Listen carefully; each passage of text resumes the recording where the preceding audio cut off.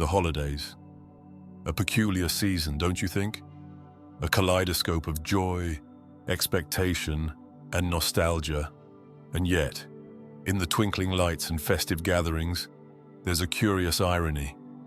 For some, the warmth of the season melts away distance and distrust, while for others, it sharpens the lines of disconnection like the edge of an icy blade. Today, I want to unravel a thread as old as human relationships themselves, a thread that begins not with celebration, but with a question. How do we navigate love when faced with the enigmatic, sometimes maddening behaviors of an avoidant partner? Let us start, as one must, with the games. Oh, these are not the jubilant games of children or holiday charades, mind you. These are the subtle maneuvers, the delicate chess moves avoidant partners play to manage, not share, their relationships. Have you noticed it? The sudden withdrawal when festivities loom too close, the quiet sabotage of plans with ambiguous excuses or last-minute evasions. Perhaps you've been on the receiving end of the dreaded silent treatment, left to stew in uncertainty, wondering what offense you unknowingly committed. And yet, I urge you to pause here, for there's a distinction to be made, a critical one, between manipulation and overwhelm. You see, the avoidant doesn't always play games to control. Often they play to survive. Picture, if you will, a castle surrounded by high walls. Within its confines sits an avoidant partner, sipping metaphorical coffee, cautiously peering over the battlements at the world outside. To the untrained eye, these walls appear defensive.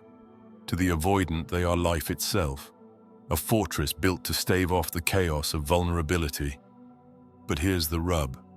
Fortresses are lonely places. The avoidant, as much as they claim self-sufficiency, is haunted by an aching paradox. They long for connection, but fear it with equal intensity.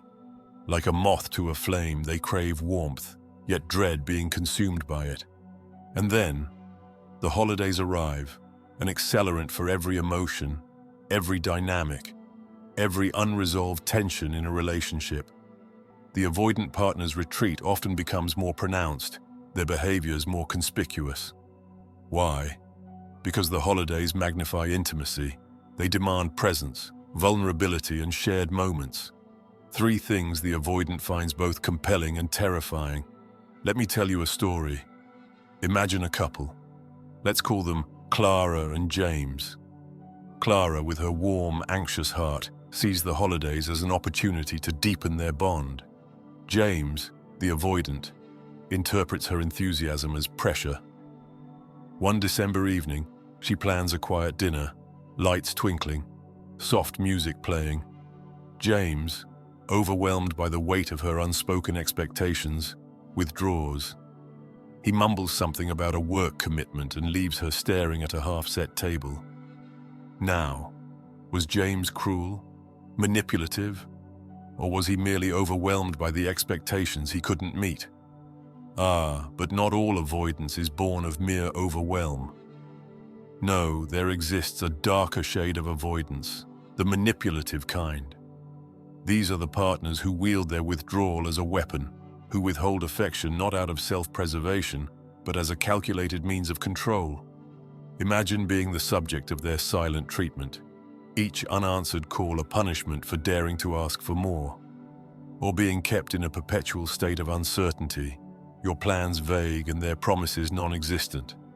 This isn't survival, it's strategy, and if you're on the receiving end, it's soul-crushing. So how do we tell the difference? How do we separate the ethical avoidant, struggling but genuine, from the manipulative one? It lies in the intent, my dear listener. Ethical avoidance recoils from intimacy out of fear, not malice. They pull back to protect themselves, not to hurt you. The manipulative avoidant, however, uses withdrawal as a tool, to shape, to punish, to maintain control. Ask yourself, when they pull away, do they return with a willingness to explain, to work through the discomfort? Or do they return only to repeat the cycle, leaving you no closer to resolution than before? Let us not dwell solely on the shadows, For even within avoidance, there are glimmers of hope, green flags, if you will, a willingness to engage in small, low-pressure activities, a respect for boundaries, a quiet consistency that speaks louder than grand gestures ever could. But beware the red flags, sudden disappearances, sarcasm wielded like a shield, a refusal to commit to anything beyond the fleeting present. These are not signs of temporary overwhelm. They are harbingers of deeper relational dysfunction. What then is the answer?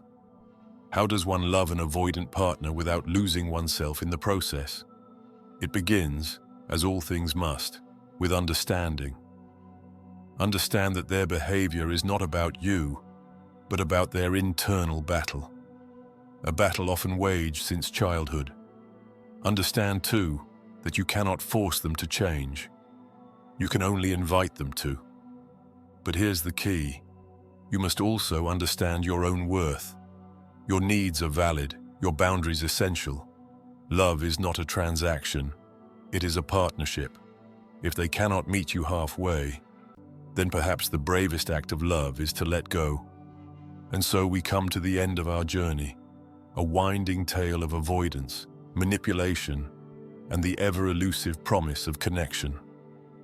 If you find yourself navigating these murky waters this holiday season, take heart.